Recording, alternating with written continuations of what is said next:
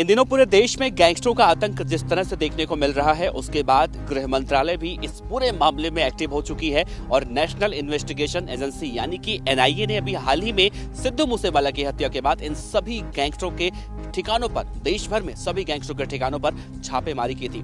लेकिन आज इस छापेमारी का असर देखने को मिल रहा है। दिल्ली पुलिस की स्पेशल सेल ने कुख्यात गैंगस्टर जितेंद्र गोगी गैंग के सरगना कहे जाने वाले दीपक बॉक्सर को मैक्सिको से गिरफ्तार किया है और इसे बहुत बड़ी कामयाबी कही जा रही है।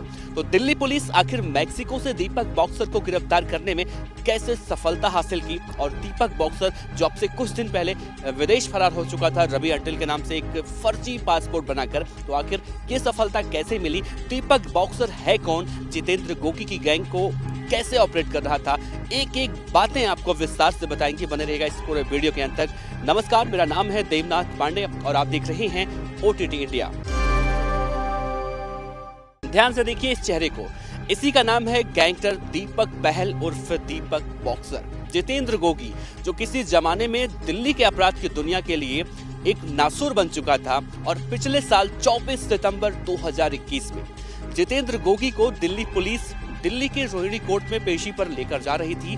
कोर्ट रूम के अंदर जब उसको लेकर सुनवाई चल रही थी, तभी वकील के ड्रेस में बैठे टिल्लू ताजपुरिया और नीरज भवानिया गैंग के बदमाश वहां पर वकील के ड्रेस में बैठे होते हैं और जितेंद्र गोगी के ऊपर दनादन गोलियां बरसा देते हैं। जितेंद्र गोगी वही मारा जाता है और उसके बाद शुरू होता है दिल्ली के अपराध की दुनिया में बदले का खेल। और फिर नीरज भवाना, टिल्लू ताजपुरिया और लॉरेंस बिश्नोई और जितेंद्र गोगी गैंग के बीच में जो गैंग वॉर का सिलसिला शुरू होता है वो अभी तक चल रहा है, अभी भी खत्म नहीं हुआ है।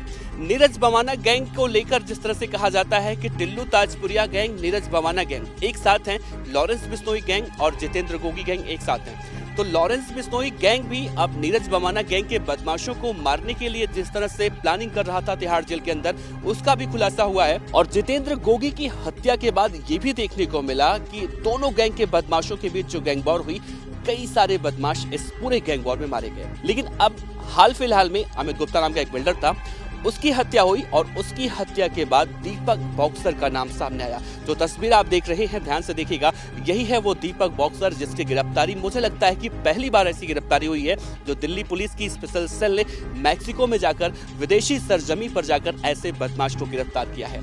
तो बहुत बड़ी खबर आप इसे कह सकते हैं। दीपक बॉक्सर के बारे में कहा जाता है कि अभी 10 दिन पहले ये रवि अंटिल के नाम से फर्जी पासपोर्ट बनवाता है और उत्तर प्रदेश के मेरठ जिले से ये वहां से फरार होता है। और तभी से पुलिस प्रशासन को लेकर लगातार सवाल उठ रहे थे कि आखिर जो बदमाश प्राइम सस्पेक्ट है, जो पुलिस की नजरों से कैसे वो बचकर फरार हो सकता है। और दिल्ली पुलिस वहां उसके बाद अमेरिका में इंटरपोल की मदद से, FBI की मदद से इस बदमाश को गिरफ्तार कर लेती है।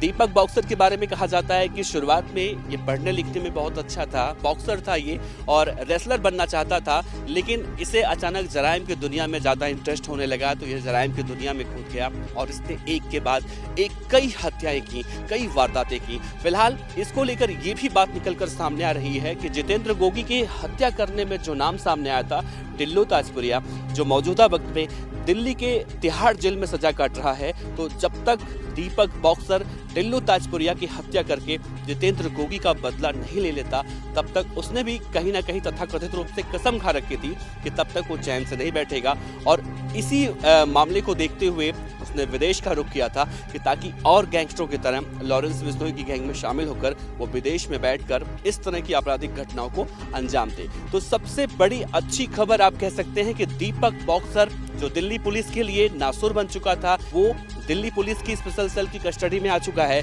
और इसके गिरफ्तार होने के बाद अब एक प्रथा और शुरू हो चुकी है कि विदेश में जितने भी गैंगस्टर हैं, अभी हाल ही में गृह मंत्रालय ने एक पूरी रिपोर्ट जारी की है जिसमें 28 ऐसे गैंगस्टरों के नाम उस लिस्ट में शामिल किए गए हैं जो मौजूदा वक्त में विदेश में बैठकर हिंदुस्तान की सरजमी पर आपराधिक घटनाओं को अंजाम दे रहे हैं। और इसमें एक नाम दीपक बॉक्सर का भी था। और मजे की बात यह है, आश्चर्य वाली बात यह है कि ये लिस्ट अभी 2 दिन पहले आई है।